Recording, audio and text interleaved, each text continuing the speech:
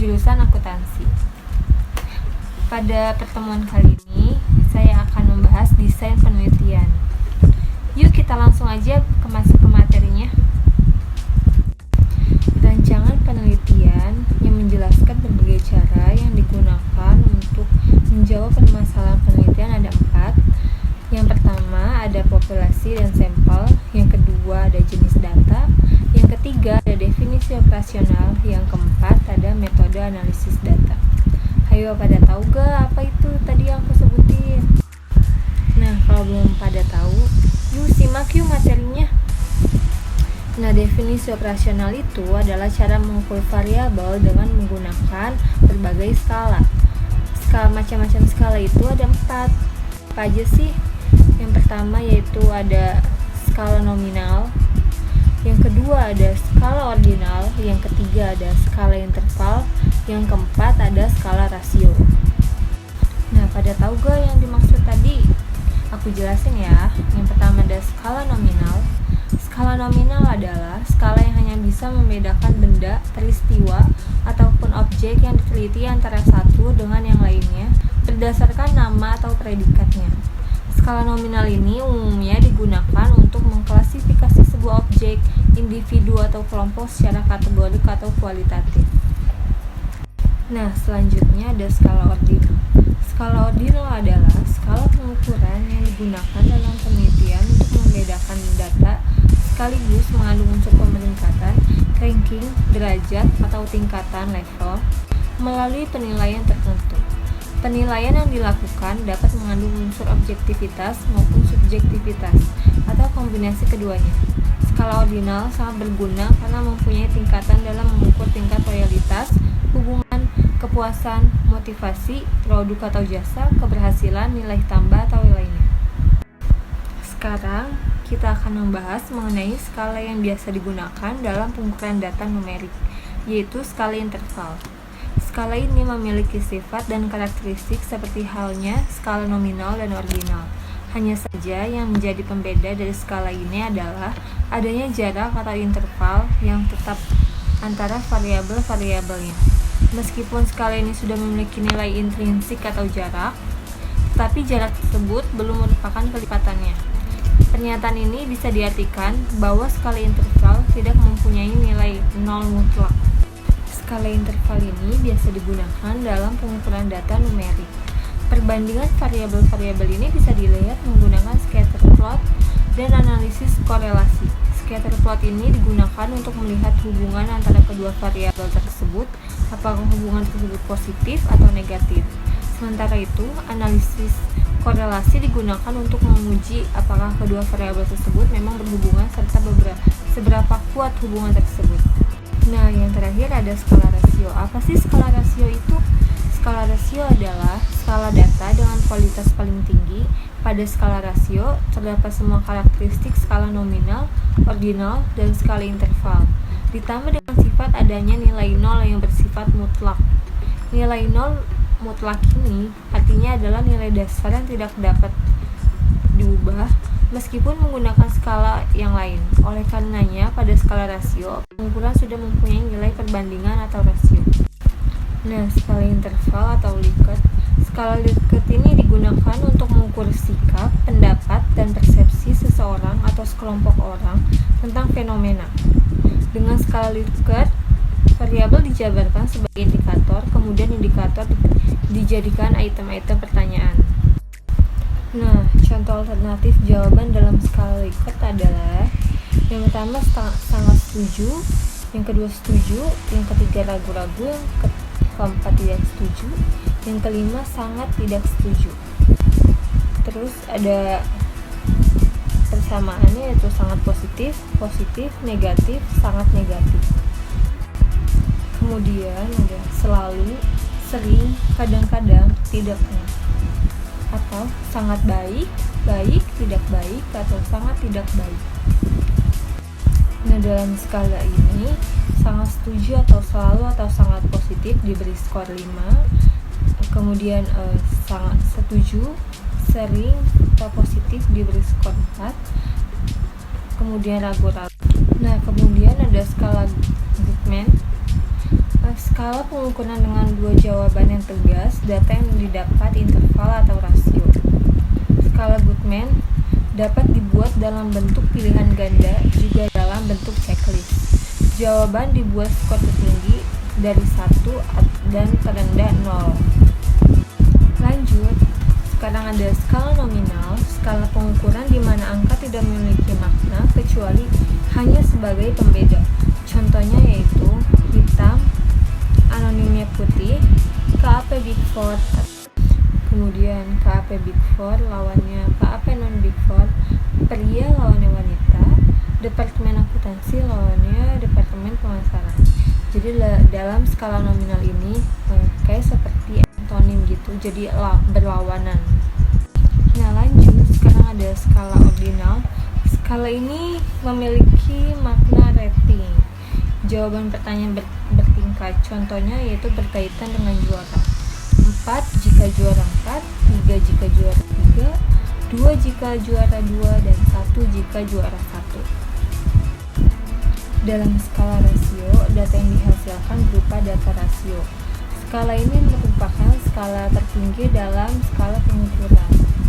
Contohnya ada ROE, rumusnya laba bersih bagi aset total. Lanjut, sekarang ada populasi dan sampel. Apa sih populasi itu? Populasi adalah wilayah generalisasi yang terdiri atas objek atau subjek yang mempunyai kuantitas dan karakteristik tertentu yang ditetapkan oleh peneliti untuk dipelajari dan kemudian ditarik kesimpulannya. Nah, sampel itu apa sih? Sampel adalah sebagian dari jumlah dan karakteristik yang dimiliki oleh populasi. Selanjutnya kita masuk ke teknik sampling. Teknik sampling adalah teknik pengambilan sampel. Secara skematis, teknik sampling seperti gambar berikut. Bisa dilihat gambar bagian berikut ini. Pertama ada teknik sampling terbagi dua, yaitu probability sampling dan non-probability sampling. Probability sampling ada 4, yaitu simple random sampling, proportionate stratified random sampling, disproportionate stratified random sampling. Yang terakhir ada area atau cluster sampling, sampling menurut daerah. Nah, non-probability sampling ada 6, yaitu sampling sistematis, sampling kuota, sampling accidental, sampling jenuh, pervasive sampling, snowball sampling. Berikut ini ada pengertian probability sampling. Apa sih probability sampling? Yaitu teknik sampling yang memberikan peluang yang sama bagi setiap unsur atau anggota populasi untuk dipilih menjadi anggota sampel.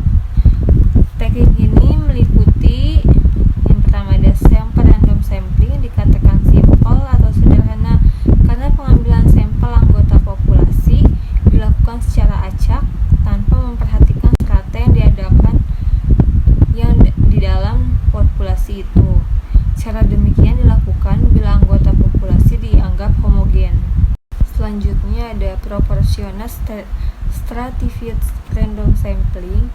Teknik ini digunakan bila populasi mempunyai anggota atau unsur yang tidak homogen dan berstrata secara proporsional. Suatu organisasi yang mempunyai pegawai dari latar belakang pendidikan, maka populasi pegawai itu berstrata. Nah, bisa dilihat pada gambarnya. Jadi populasi itu adalah jumlah keseluruhan, sedangkan sampel adalah jumlah data yang ingin digunakan atau dianalisis. Kemudian ketiga ada disproportionate stratified random sampling. Teknik ini digunakan untuk menentukan jumlah sampel bila populasi serata tetapi kurang proporsional. Misalnya, pegawai dari PT tertentu mempunyai lulusan S3 3 orang, S2 4 orang, S1 90 orang, SMU 800 orang, SMP 700 orang, maka 3 orang lulusan S3 dan 4 orang lulusan S2 itu diambil semuanya sebagai sampel. Karena dua kelompok terlalu kecil bila dibandingkan dengan kelompok S1, SMU, dan SMP. Nah, yang terakhir ada cluster sampling atau area sampling. Teknik sampling sampling digunakan untuk menentukan sampel bila objek yang akan diteliti atau sumber data sangat luas. Misalnya, penduduk dari suatu negara, provinsi, atau kabupaten. Untuk menentukan penduduk mana yang akan dijadikan sumber data, pengambilan sampel berdasarkan daerah populasi yang ditetapkan. Selanjutnya kita bahas non-probability sampling. Non-probability sampling adalah teknik yang tidak memberi peluang atau kesempatan sama bagi setiap unsur atau anggota populasi untuk dipilih menjadi sampel. Nah, di dalamnya terdapat pertama ada sampling sistematis. Sampling sistematis adalah teknik penentuan sampel berdasarkan urutan dari anggota populasi yang telah diberi nomor urut. Contoh sampling sistematis, misalnya anggota populasi yang terdiri dari 100 orang. Dari semua anggota itu diberi nomor urut yaitu nomor 1 sampai dengan nomor 100. Pengambilan sampel dapat dilakukan dengan nomor ganjil saja atau genap saja atau kelipatan saja. Kelipatan dari bilangan tertentu, misalnya kelipatan dari bilangan 5. Untuk ini, maka yang diambil sebagai sampel adalah nomor 5, 10, 15, 20, dan seterusnya sampai dengan 100. Nah, yang kedua ada sampling kuota. Sampling kuota adalah teknik untuk menentukan sampel dari populasi yang mempunyai ciri-ciri tertentu sampai jumlah atau kuota yang diinginkan.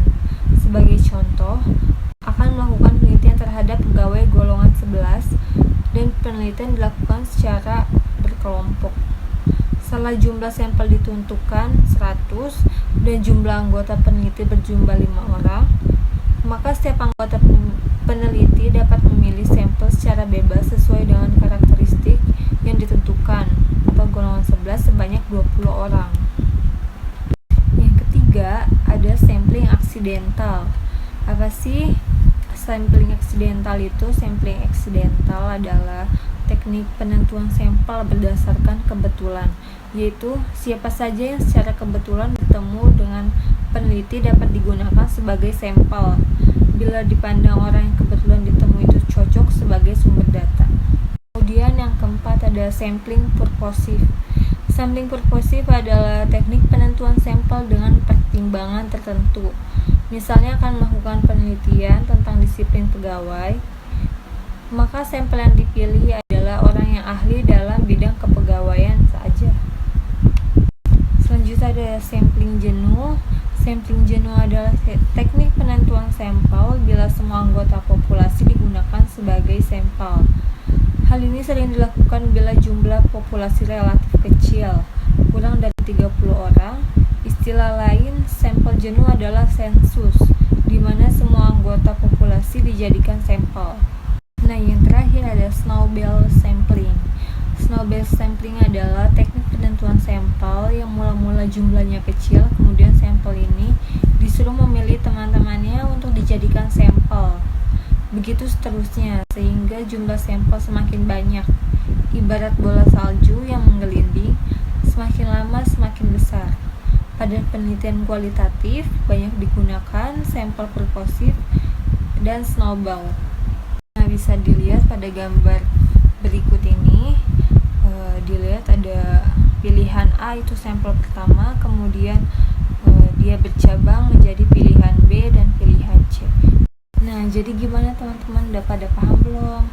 Maaf ya kalau saya menjelaskannya agak kurang detail, karena saya hanyalah manusia biasa. Demikian penjelasan dari saya. Mohon maaf bila ada kata-kata yang salah. Wassalamualaikum warahmatullahi wabarakatuh.